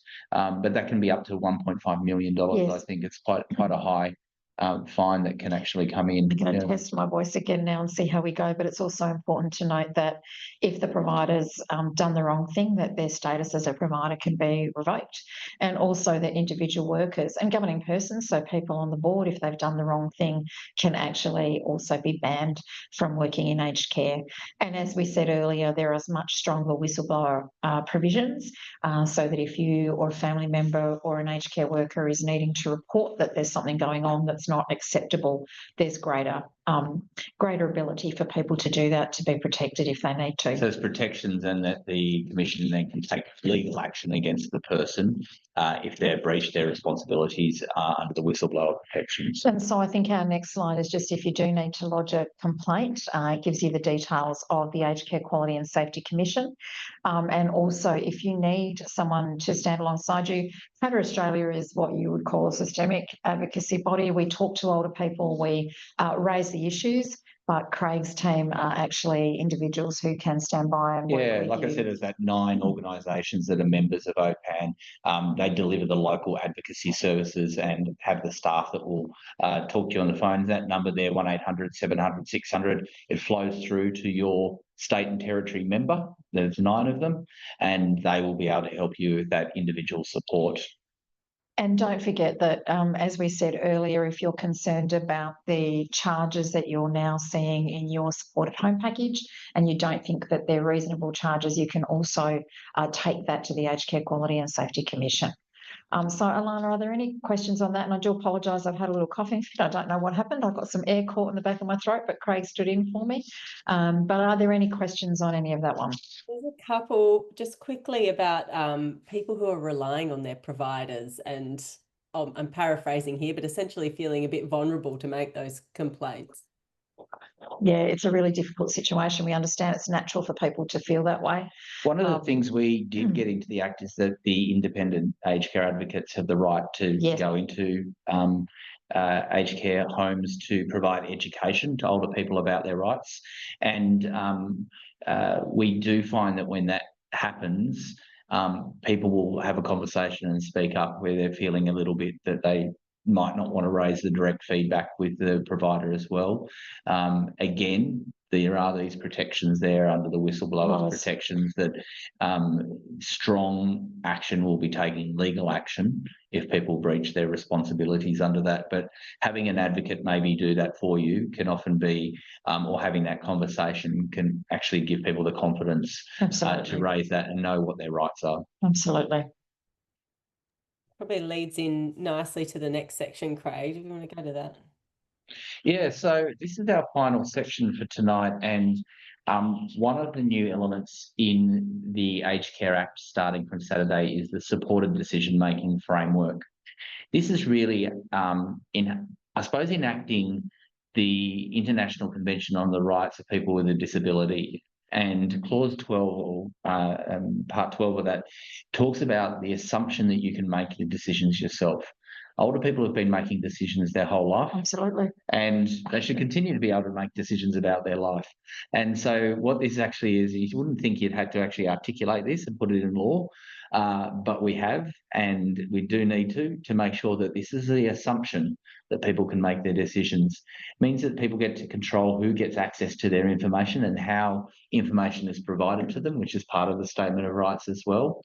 And also that you're provided in a way that it means that you can access it. So that might be like we've got tonight, the captioning and the some of the Auslan. It might be in translated form or large font form so that people can actually understand that. And it's also about supporting you in how you make those decisions as well, when you might need some additional supports to actually understand that. We've actually just released some resources on supported decision-making. They're on our website. It's a supported decision-making toolkit for older people and families to understand this new system, but also training for workers as well. Because you've got the right to make decisions even when someone doesn't agree with them. And you might have actually appointed someone under this new system as a registered supporter, which we'll get to in a second. They have to actually make those decisions in the way and in line with your wishes and preferences. And that's even when that decision might involve an element of risk. That might be about someone deciding to smoke or go for a walk or engage in relationships. You have a right to do. Yeah, that we all do. And that continues on even if you've got a diagnosis of dementia, though we know that sometimes that provides challenges in actually understanding what people's wishes and preferences are, but they can be documented and that. So moving on to the next slide, even if someone's got what's called a substitute decision maker, and these will be things like your enduring power of attorney or enduring guardian that might have been appointed under the state system, that you might have made a decision to appoint a family member or a friend to take on that role. Under the Aged Care Act, they still need to really work in not what they think is your best interests, but it's actually what's in line with your wishes and preferences.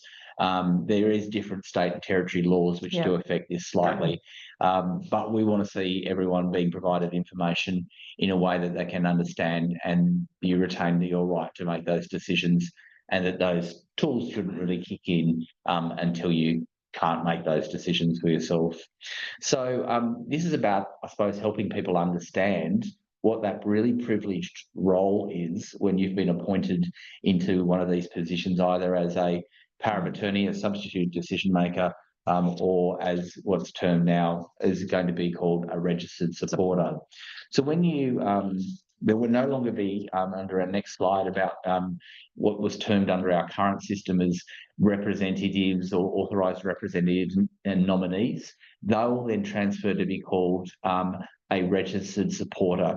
Now, if you have a person that's already in the My Aged Care system and has been logged as your nominee, they will automatically transfer across to be your registered supporter from this weekend.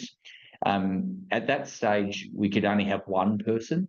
Under the new system, you can have multiple people, and you also don't need to have them making all the decisions for you, but you can decide whether a group of those people will receive information about you or not. They can't pressure you to have one, and the provider can't say that you need to have a power of attorney or a substitute decision maker in place to be able to come into the system. This is your choice of appointing someone.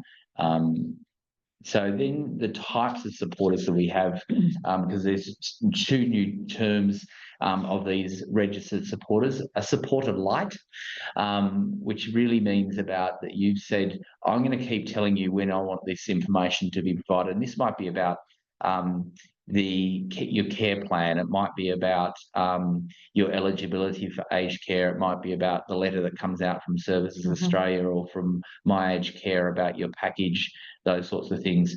On a supported light, they will have to ask your permission for each time they send out those information. It won't automatically happen. Then Which is really important. Yeah, because you can't, I suppose, decide, okay, they can have this bit of information finance or they can have the care plan. It'll be about consenting on each time that happens. Then we have the supporter, which is a person that's appointed that will automatically receive that information about your aged care decisions. But they do need to be registered with your consent. Importantly, they can be removed. You can ask them to be removed. And the person, if they use their position to, say, take advantage of you around finances and those sorts of things, there's serious penalties and fines for that person, and they can be blocked by what's called a system governor from getting that information in the future or being your supporter. So you stay in control of that. The final one is the supporter guardian, which is the person that I was talking about before, who may have been appointed under the state system. They'll automatically get the information. They can be a registered supporter without your consent because you've already gone through that process of appointing them, or maybe they've been appointed as a state guardian under that system.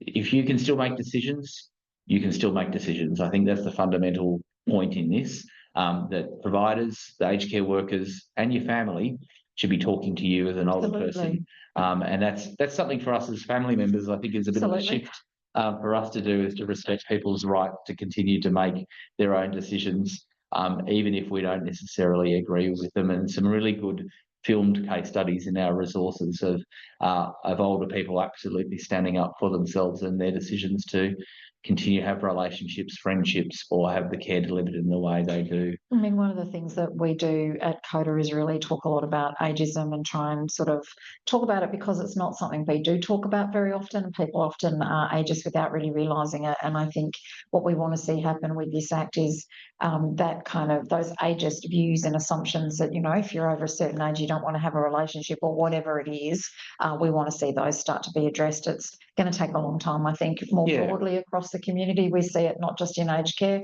but across the community. It's something we're dedicated to trying to have community conversations about and try and stamp it out. So I don't think we wake up on Saturday morning and we're in nirvana and a perfect system that upholds the rights of people, and the services are all available, but we are starting a new piece of legislation on which to build a new aged care system from. So, Alana, over to you. Any questions? Yeah, I did just want to say, I realise it's getting late and a few people are having to drop off. So thank you.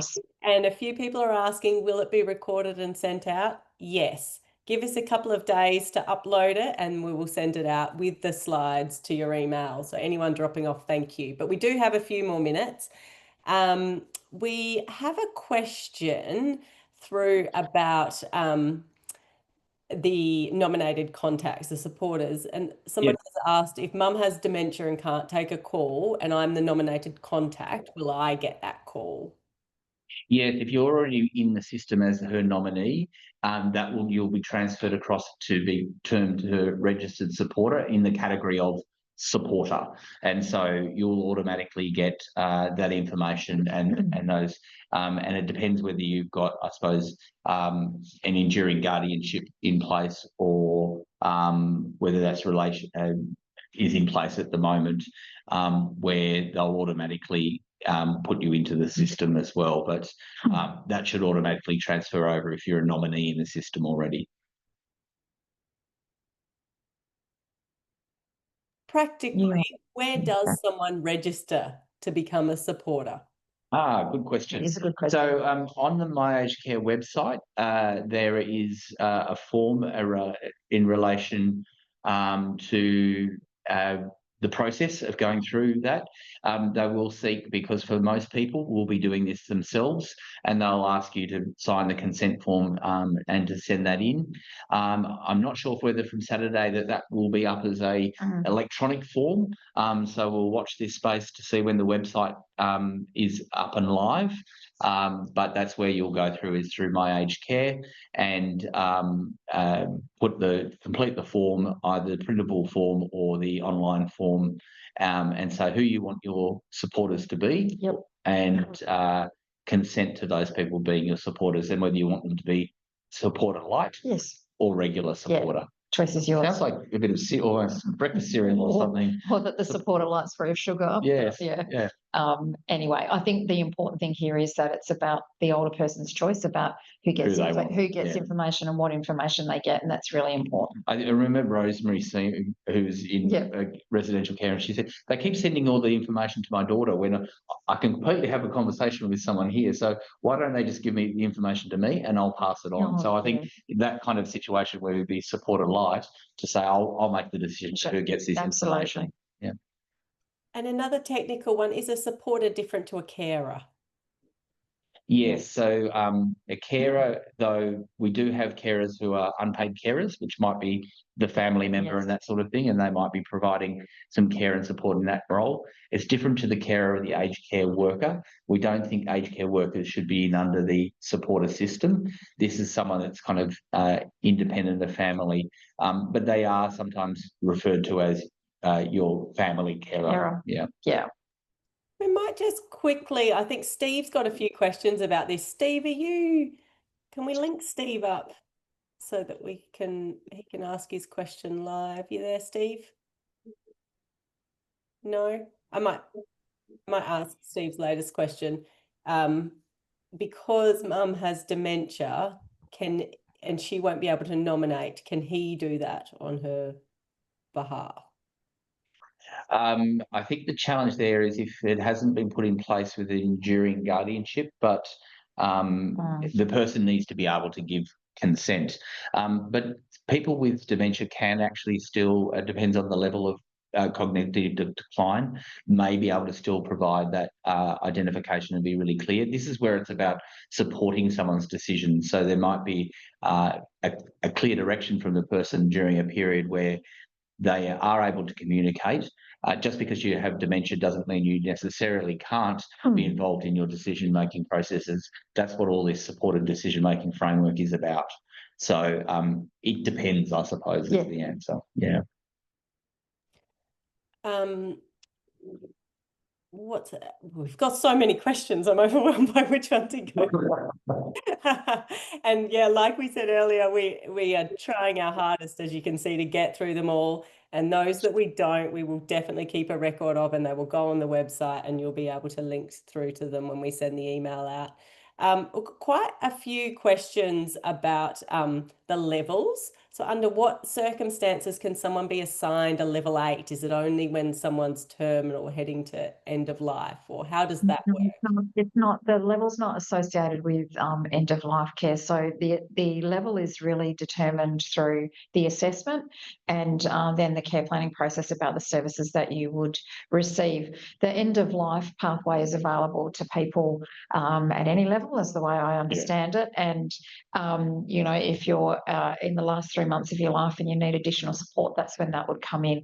But the assigning of levels all happens through the assessment process. And there's called a independent assessment tool, which means that there's a standardised process for which it's not just up to the individual sort of whether they like you or not. There's a process of assessing what you actually need. The end-of-life pathway can be accessed through your GP or through a nurse practitioner who will fill in the forms and submit those to My Aged Care to access that higher level of support. Yeah. It's an additional payment. Faria actually did ask, she said, with the new aged care reform, are the end-of-life care or palliative care provided to the client in home? Yeah, so this doesn't, like, you'll still have specialists able to access the primary care system Yes. and the public health system around palliative care. So you might have a palliative care nurse that comes out from the local hospital or health service that will provide that specialist support.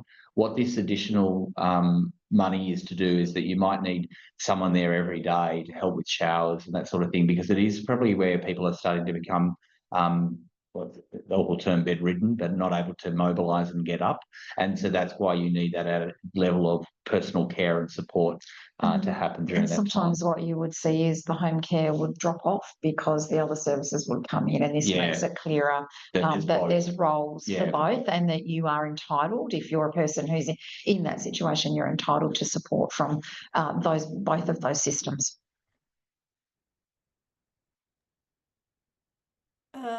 Okay. Tan, are you there? Can we Tamara, Tan? We got Tan on the line to ask that question. Yeah. Hello. Here we go. Hi, Tan. Go on, Tan. Hello. Hiya. I forget what my question was now. You were asking about dementia support, I think, Tan. Oh yes. Yeah. My husband has late stage Alzheimer's, and he is totally dependent on me for everything. I do all the personal care. I do everything. And we've been told that he's going to go over to a level 7. But you know that funding, and he also gets at the moment, he gets a dementia supplement. Now, you know, even what he's getting now is barely enough, and only will buy me, 2 days a week care. But it's a 24/7 job. He's following me around. He's sundowning everything. And there's no, I can't put him into care because there's no beds available. Like was said before, we'll be on a concession, so there's no hope anyway. But I'm full of osteoporosis myself. I was meant to have a hip replacement. I had to cancel it, so with these transitioning over to a level 7 is less than what he was on now. The provider, our case manager, didn't know anything about transitional anything. And all I can see is that this is just going to end up putting carers in hospital. So how is this system, how is there a no worse off system? Look, I think a lot of people are saying they are feeling they're going to be worse off. We will be taking these issues up. As I said, this is government policy that we're explaining. It's not policy that we've set. We'll be taking those issues up. I appreciate that you're in a really difficult situation.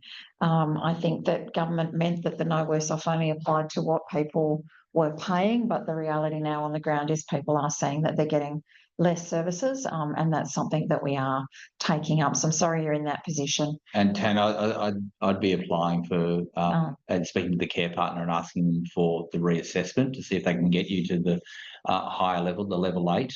But it sounds that's pretty tough what you're going through. So whether there's other services in the community through your GP that might be able to help wrap around some additional supports as well, but that's hard. And, I think we're talking about reform. The hope is that, and I can see different comments about how people are feeling, and maybe it's time to do the poll again, Alana. But the government's intent is to try and improve things, but our role will be to be picking up these issues and taking them forward.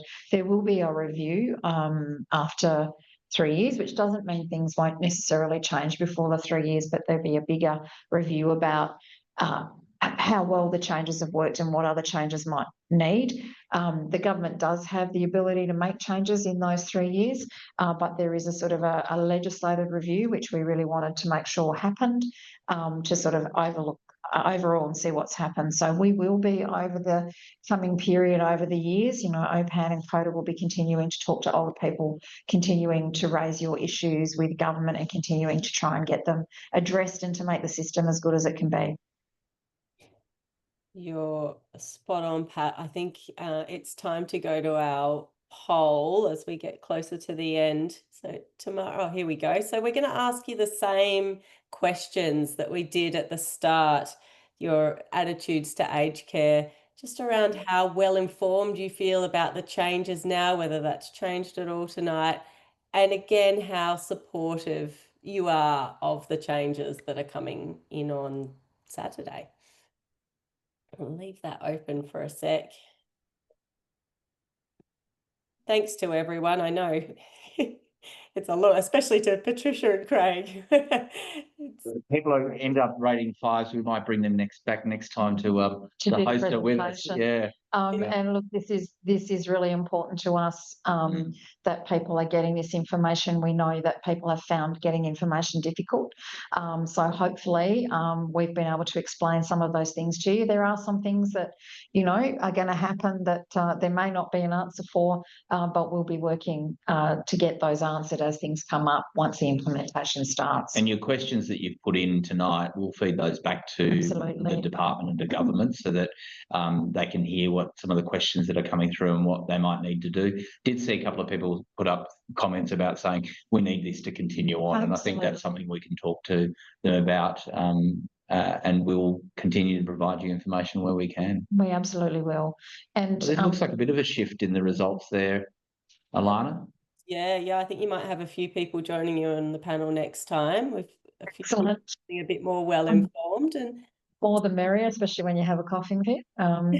But yeah, and look, just in wrapping it up tonight, we know it's a lot of information for you to take on. That's why both of our organisations exist, to try and help you with this.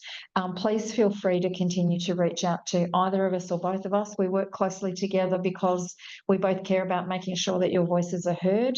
There are places you can go to get more information, including, the slides are jumping around a little bit, including My Aged Care.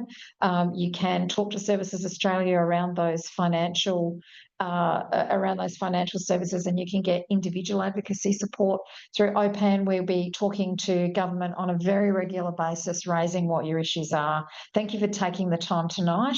I hope you did find it helpful, and we'll continue to try and make sure that we represent the issues that you've raised. As we've said, we'll take, and thank you for sharing your information tonight about some of the situations that you're experiencing. We'll be taking those forward, obviously de-identified, unless you give us permission not to. We'll take them forward and try and make sure that the system's as good as it can be. So thank you. Enjoy the rest of your evening, and hopefully we'll be keeping in touch with you and hearing what's happening as this really important reform rolls out. Thank you everyone, and good night. Thanks.